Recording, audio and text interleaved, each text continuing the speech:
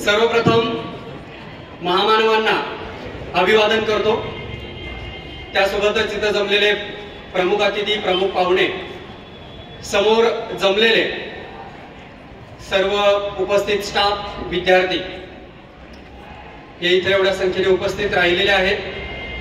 बाहेर प्रचंड ऊन दिसत आहे तरी सुद्धा सर्व इथं थांबलेले आहेत आपला हा कार्यक्रम ऐकण्यासाठी। आणि विशेषतः जे इथं समोर उन्हात थांबलेले आहेत, मला वाटतं त्यांना खरं तर महाराजांचे मावळे म्हणावं की काय, कारण महाराजांनी अवघड अशा गड किल्ल्यांवरती ऊन, रात्र, अमावस्या, पौर्णिमा अशा कुठल्याच गोष्टी न बघता आपले पराक्रम गाजवले आणि तेव्हा आपल्याला कुठंतरी या स्वराज्यात नांदता येते। आणि इथं आपल्याला महाराजांचा कार्यक्रम असताना 1 घंट्याच्या वेळेसाठी आम्हाला इथं उन्हात थांबता येत नसेल तर खरंच आपण महाराजांचे मावळे म्हणतो का, हा एक मोठा प्रश्न इथं उभा राहतोय। मी प्रथमतः आयोजकांचे आभार व्यक्त करतो की त्यांनी मला इथं बोलण्याची संधी दिलेली आहे।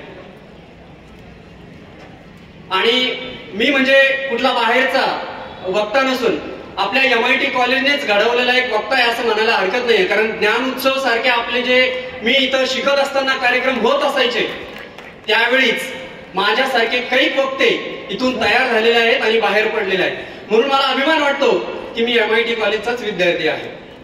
त्यासोबतच मला इथला जो स्टाफ भेटला त्यांचा सुद्धा खरंच अभिमान वाटतो की त्यांनी आम्हाला आमचं जगणं चांगल्या पद्धतीने समृद्ध केलंय। त्यासोबतच इथला स्टाफ फक्त कॉलेज पुरता मर्यादित नसून इतर जगातल्या ज्या घडामोडी चालतात, समाजासाठी आपलं जे देणं लागतं त्यासाठी सुद्धा इथला स्टाफ धडपडत असतो। त्यासाठीच आमच्या वेळी सुद्धा आणि आता सुद्धा मी बघत असतो प्रशांत अवसरमल सर आणि त्यांची टीम ही जलक्रांतीद्वारे महाराजांचा वारसा पुढे चालवत असतात आणि याच पद्धतीने त्यांचं कार्य चालू राहावं यासाठी मी शुभेच्छा देतो आणि आपणही त्यांना सहकार्य करत राहावं अशी मी इथं इच्छा व्यक्त करतो।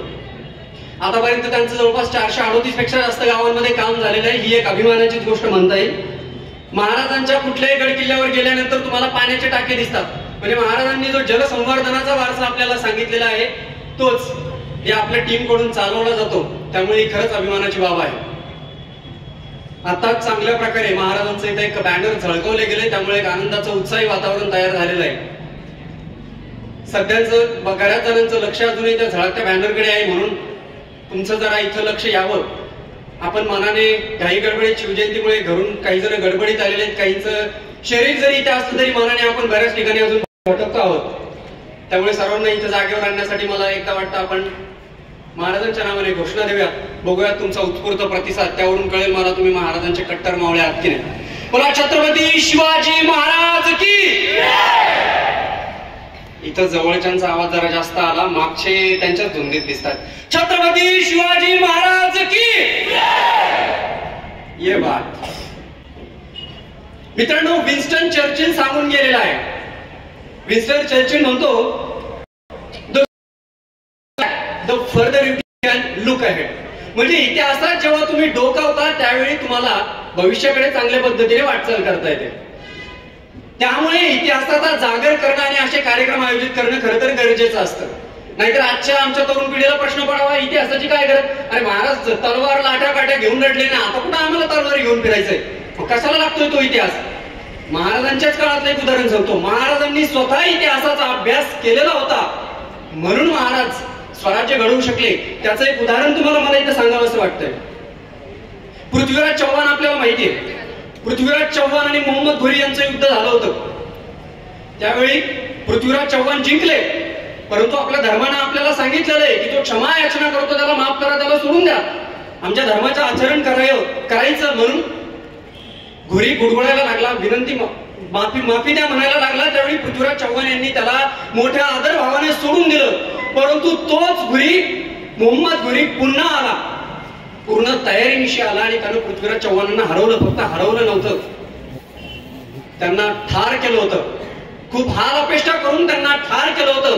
हा इतिहास आमच्या समोर होता, महाराजांना हे माहिती होतं, म्हणून जेव्हा बेहलोल खानाला मारण्यासाठी प्रतापराव गुजर गेले होते आणि प्रतापराव गुजरांनी जिंकल्यानंतर सुद्धा बेहलोल खानाला सोडून दिलं, त्यांना क्षमा याचना केली म्हणून त्याला सोडून दिलं। महाराज प्रतापराव गुजरांवरती प्रचंड रागावले होते, त्यांनी त्यांना स्पष्ट सांगितलं होतं की त्यांना मारा आणि तेव्हाच मला पुन्हा तुमचं तोंड दाखवा। आणि त्याच्यापुढे काय झालं हे तर आपल्याला माहितच आहे. म्हणजे इथून आपल्याला लक्षात येतं की महाराजांनी त्यांच्या आधीचा इतिहास जाणला म्हणून महाराज स्वराज्याचा इतिहास घडवू शकले, म्हणून आपल्याला अशा इतिहासाचा जागर करायचा आहे. हा अशा कार्यक्रमांचा उद्देश असतो, हा आधी आपण लक्षात घेतला पाहिजे. मी इथं तुम्हाला महाराजांच्या सगळ्या घटना, सगळे प्रसंग डिटेलमध्ये सांगत बसणार नाही, कारण आपल्याला प्रसंग सगळे माहिती आहेत. पण आमची आज तरुण पिढी कुठं गुरफटली माहिती का, त्या तलवारींच्या इतिहासातून आजच्या काळासाठी कशी प्रेरणा घ्यायची ना, हे मॅनेजमेंट आम्हाला थोडंसं जमत नाही. म्हणून कुणीतरी व्याख्याता येणार, रक्तरंजित आवाजात ओरडणार, महाराजांच्या रक्ताच्या रळकांड्याच्या तलवारींच्या लढाया सांगत बसणार. तिथली पब्लिक जी जमा झालेली ती जोशाने उत्सव देणार, जय शिवरायांचे नारे देणार, आणि मग तेवढ्या पुरतं आपलं रक्त सळसळणार आणि नंतर जैसे थे. तेवढ्या पुरतं वातावरण तापवण्यात काही अर्थ नाही. महाराज तलवारी पुरते मर्यादित आहेत का? नाही. आज बऱ्याच ठिकाणी असं दिसतं की तुम्हाला महाराज सांगितले जातात, टीव्हीत दाखवले जातात, इकडे तिकडे आपण बघतो तलवारी करणारे, लढाया करणारे हिंदू मुस्लिम अशा पद्धतीचे महाराज आपल्या समोर रंगवले जातात. आणि त्यामुळे आमची विद्यार्थी, आपली जनता गोंधळात पडून जाते की महाराजांकडून इतिहास मांडण्याची गरज येऊन पडते. महाराज का, स्वराज्य का, याच्यासाठी आपल्याला इतिहासात डोकावं लागतं. इतिहास काय सांगतो, इथं मोगल, आदिलशाह, निजामशाह हे राज्य करायचे आणि यांचं राज्य चालू असताना काय परिस्थिती होती या महाराष्ट्रामध्ये, या भारतामध्ये. तुमच्या घरातली एखादी ताई, बहीण, अक्का कुणी असतो, ती पानवट्यावर पाणी आणायला जाईल ना, तर ती परत येईल का याची शाश्वती नव्हती सर.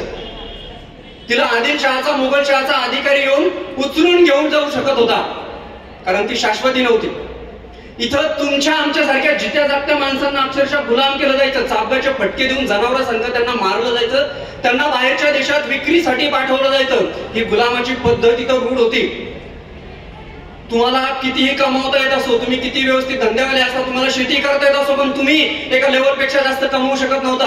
आज तरी काहीतरी गडबड घोटाळा केला तरी ईडीची धाड पडायला लागलेली, पण त्या धाडीचं तेव्हा तसं काही समीकरण नव्हतं. वाटेल तेव्हा ते स्वाऱ्या काढू शकत होते, वाटेल तेव्हा जनतेचं कमावलेलं धन लुटू शकत होते. आया बहिणी लुटल्या जात होता, तर धनाचं काय सांगतोय मी. ही परिस्थिती होती आणि या परिस्थितीमुळे आपल्याला स्वराज्य जे जनतेला त्यांचे हक्क मिळवून देईल ते गरजेचं होतं. म्हणून महाराजांनी स्वराज्य उभं करायला घेतलं. सुरुवातीला महाराजांनी माणसं जोडली, एक एक मावळा जोडत गेला आणि नंतर या मावळ्यांच्या आधारावर स्वराज्य आपलं उभं राहिलं. म्हणून आजही आपल्याला पहिला धडा महाराज हा शिकवतात की आपल्याला माणसं जोडणं गरजेचं आहे. जेव्हा तुम्ही कुठल्याही कार्यासाठी, तुम्ही आज इथं शिकत असणारे विद्यार्थी, उद्या तुम्ही जॉब करणार आहात, स्वतःच काहीतरी स्टार्टअप उभा करणार आहात, या प्रत्येक गोष्टीत तुम्हाला तुमची जोडलेली माणसं कामं येणार आहेत तुमचं स्वराज्य उभा करण्यासाठी. म्हणून आजपासूनच माणसं जोडत चालायला लागा, तेव्हाच तुमचं स्वतःचं स्वराज्य उभं करायला त्याची मदत होईल. महाराजांनी काय केलं, माणसं जोडली, त्यानंतर स्वराज्याची शपथ घेतली. रोहिडेश्वराच्या मंदिराभोवती सर्व मावळ्यांना जमा करून शपथ घेतली. शपथ का घेतली, कारण स्वराज्य हे तुमचं ध्येय आहे हे आधी जगाला सांगायचं होतं. तुमचं ध्येय, तुमचं धोरण, तुमचं मिशन, तुमचं विजन जगाला जाहीर करा.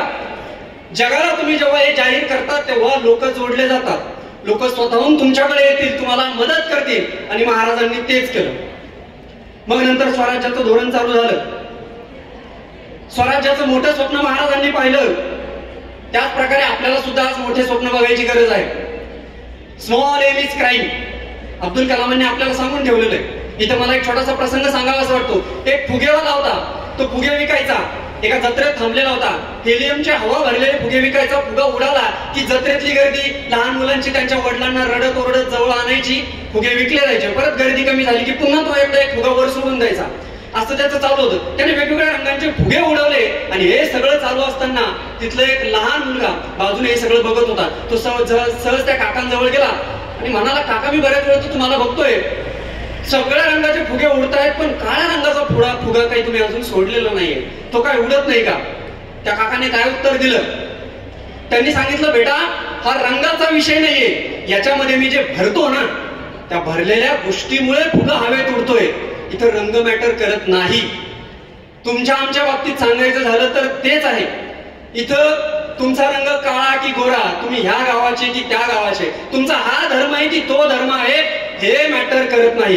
तुम्ही स्वप्न मोठं बघा आणि ते स्वप्न कृतीत उतरवण्यासाठी तयार राहा. मग तुम्ही कुणी असा, तुम्हाला तुमचं ध्येय साकार होण्यासाठी प्रयत्न केले तर ते ध्येय तुम्हाला साकार होणार आहे. या प्रकारे महाराजांनी सांगितल्याप्रमाणे आपल्याला स्वराज्यासारखं मोठं स्वप्न बघायचं आहे. त्यानंतर महाराजांचे शत्रू आपल्याला माहिती आहेत, बलाढ्य शत्रू होते. आपल्याकडे एखाद्या युद्धासाठी हजारोंचं सैन्य असेल तर समोरच्या बाजूकडे लाखोंचं सैन्य असायचं. कसं टिकणार? इथं आपण महाराजांचे सैन्य हिंमत हारायचं, त्यांना लढावं की नाही असे प्रश्न पडायचे. त्यावेळी महाराजांनी गनिमी काव्याची एक नीती शोधली. गनिमी कावा म्हणजे थोडक्यात काय, मी लांब लचक सांगत बसत नाही. लढाई जिंकत आली की जोर लावून लढणं, शत्रूचा पिच्छा करणं. पण जर तुम्हाला वाटतंय लढाई हरत आलेली, आपल्या बोजा बिस्तारा गुंडाळायचा आणि परत वापस सुटायचं, शत्रूला सापडणार नाही अशा पद्धतीने पळत सुटायचं. हा थोडक्यात महाराजांचा गनिमी कावा होता. त्यानंतर महाराजांनी जे आपले वीक पॉइंट होते त्याला स्ट्रॉंग बनवलं. आपला सह्याद्रीचा प्रदेश, महाराष्ट्राचा प्रदेश हा म्हणावा तितका जमिनीसाठी सुपीक नाही. इथं शेती एकदम म्हणावी तशी जबरदस्त पद्धतीने करता येत नाही. खडकाळ भाग आहे, डोंगराळ भाग आहे. शत्रू सैन्याच्या भागात लढतं, मोगल असतील ते उत्तरेच्या साईडला असतील, त्यांना सपाट जमिनी भेटलेल्या आहेत, सपाट भूप्रदेशात. ते सपाट भूप्रदेशात आमने सामने लढायला गेलं ना तर त्यांच्या समोर टिकणं अवघड होतं. महाराजांनी या खडकाळ जमिनीमध्ये संधी शोधली. ती संधी म्हणजे गड किल्ले. सपाट प्रदेशामध्ये लढणारे इथं आपल्या डोंगरदऱ्यात खेळू शकतील का नाही, त्यांना इथला सरावच नाही, इथल्या गोष्टीच त्यांना माहित नाही. महाराजांनी त्यांचा इतक्या अवघड परिस्थितीत सुद्धा स्ट्रॉंग पॉइंट शोधला. किल्ले, तुमचे किल्ले कोणते? तुम्हाला आजच्या काळातले तुमचे किल्ले शोधावे लागतील. तुम्हाला तुमचे शत्रू स्पर्धेत, व्यवसायात, उद्योगात, जॉबच्या वेळी तुम्हाला भरपूर स्पर्धा करणारे शत्रू भेटतील. ते तुम्हाला आवडवे वाटतील. त्यांच्याकडे पैसा, संपत्ती, सध्याच्या काळात वापरायचे जे शस्त्र असतील ते चांगल्या प्रमाणात उपलब्ध असतील. पण तुम्ही हार खाऊ नका. तुम्ही तुमचा किल्ला शोधा जो आजच्या काळाच्या हिशोबाने गरजेचा असेल. मग त्यावेळी तुम्ही गुणगुण करत असाल, आमचा एरियाच असा आहे म्हणून मला काही करताच नाही आलं, मला अजून बीटेकच्या पुढे ऍडमिशन घ्यायचं होतं पण शिक्षणच माझं अर्धवट राहिलं, किंवा माझी घरची परिस्थितीच गरीब होती म्हणून मला असं काही करता नाही आलं. ही गुणगुण करत राहायची आहे की तुमचा किल्ला तुम्हाला शोधायचा आहे. हे महाराजांकडून प्रेरणा घेऊन आपण बघू शकतोय.